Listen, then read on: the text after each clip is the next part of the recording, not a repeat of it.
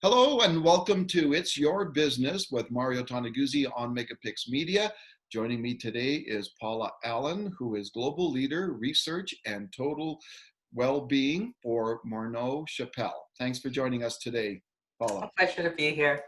Well, you folks came out with your mental health index today. Shows 9 straight months, apparently, of I guess, negative results when it comes to mental health in this country. Can you talk a little bit just about why we're seeing this continued mental health crisis, if you want to use that word, in Canada today? Well, we're seeing a continued crisis. Number one, because we're still in a crisis. So in April, March, April, when the pandemic hit, it disrupted everything. We had so much change in our lives. We had so much uncertainty introduced. And each month, even though human beings tend to be resilient and we try to adapt, it really hasn't changed all that much. So we have a little bit less uncertainty, but there's certainly a fair bit that's still weighing on everyone, financial instability in some people's lives. And what's most concerning about this result is that we're really no better off than we were in April. So the length of time that we've been experiencing negative mental health is quite long, and that's a negative indicator for our future. And I guess the longer this continues, and you know what, we're looking probably till at least the fall, right? Because that's when they're saying most people, the general public, will get vaccinated. But I guess when you add another, I don't know, another 8, 9, 10 months to this, uh, how worrisome is that for the mental health state of people? It is tremendous. I mean, I think one of the things that we're seeing is in our sub scores, we're seeing actual isolation actually increase. So people's sense of isolation increasing. And we know that we need social support. We know that we need that for positive mental health.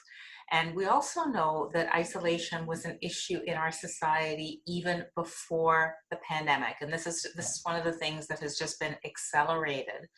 So one of the things that I do fear is that people wouldn't take advantage of the way they can communicate given where we are right now and the way they can connect given the way that we are right now. Because not everybody is feeling this sense of isolation, and it's not perfectly correlated with living alone. It's how you connect with other people. And if we get used to being in this state, then that is likely to continue beyond. And we know that that impacts mental health, but also physical health. Now, you talk about connecting with other people. One of the things that I found interesting in the survey was the number of people that were concerned about their coworkers. Yes. Yeah. Yeah. And this is a good thing and not a good thing. So the good thing is that people are concerned. The good thing is that even though we're not connecting with each other in person, we're able to pick up the cues from other people. We know when we see that somebody is really not in the same mind frame that they were before, when their behavior has changed. They're more anxious, they're more withdrawn, they're reacting in a way that they didn't react before. So I'm glad that we are picking that up, because that's great. What we need to do is take action about that. Like, if you are concerned, we need to do the most human thing, which is to tell the other person that you're concerned, to tell the other person that you care, be there to listen, and ideally help them with their next step. So many of the people who are responding have organizations who have employee assistance programs. Remind your colleague that this exists, because that can help them move forward in the next level beyond your care and concern.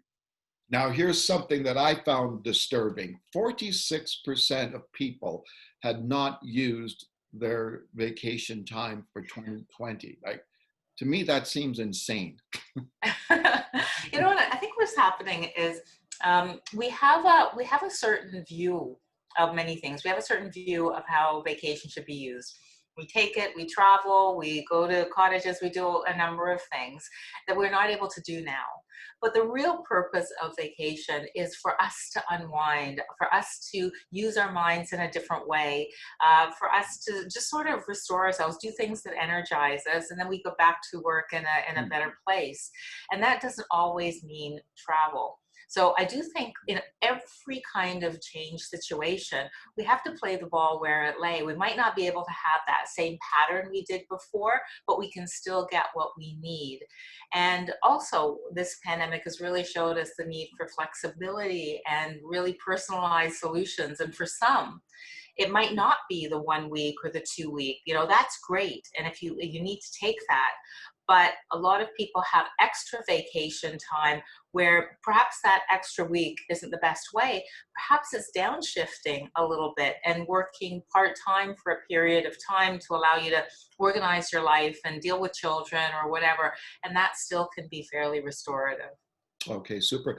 Last question I have for you, Paula. We talk about the mental health crisis, but this is also a crisis in terms of productivity and in Yes. terms of impact on business. And what are you seeing there, and how much of an impact does a growing mental health crisis have on the business environment in Canada? There's an absolutely direct relationship. It couldn't be any clearer. We saw some indications that early on that people's productivity was going up, but then we realized it was because they were working more hours.